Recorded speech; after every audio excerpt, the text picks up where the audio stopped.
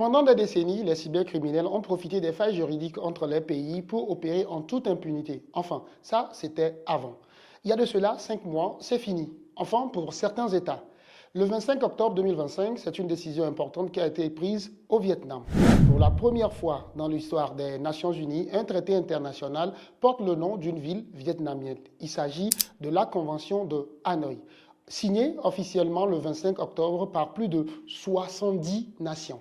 Ce pacte ambitionne de mettre fin à ce qu'on peut appeler le Far West numérique en créant un cadre juridique universel contre les cybermenaces.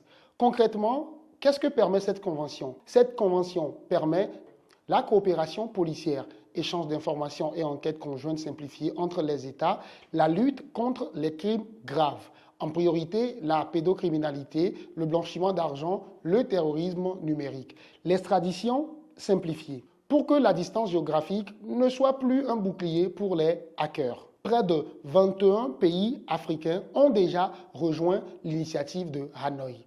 Le texte prévoit des mécanismes d'assistance technique et financière pour aider ces nations à muscler leur défense numérique. Cependant, tout n'est pas rose à Hanoï. Le traité suscite des inquiétudes chez les géants de la tech et les ONG de défense des droits humains. Certains estiment que certaines clauses jugées trop larges soient détournées par des États pour surveiller des opposants, des journalistes, des activistes ou des chercheurs en sécurité sous couvert de lutte contre la criminalité. Le traité reste ouvert au siège des Nations Unies à New York jusqu'au 31 décembre 2026. Pour devenir pleinement exécutoire et contraignant, il doit être ratifié par au moins 40 États. Bien que la signature soit la première étape symbolique, la ratification est l'acte décisif. Les pays africains sont vraiment impliqués dans cette convention. Ils ont non seulement signé la convention, mais ils ont été l'un des principaux moteurs diplomatiques au sein du Sud global.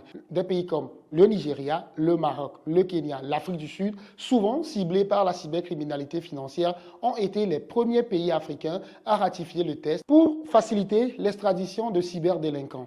La convention de Hanoï, ce n'est pas qu'un test, ce n'est pas qu'une loi. Eh bien, c'est un pari pour pouvoir briser les frontières et ne laisser aucun cyberdélinquant en liberté, tout simplement parce qu'il partage des espaces géographiques différents du lieu de son crime.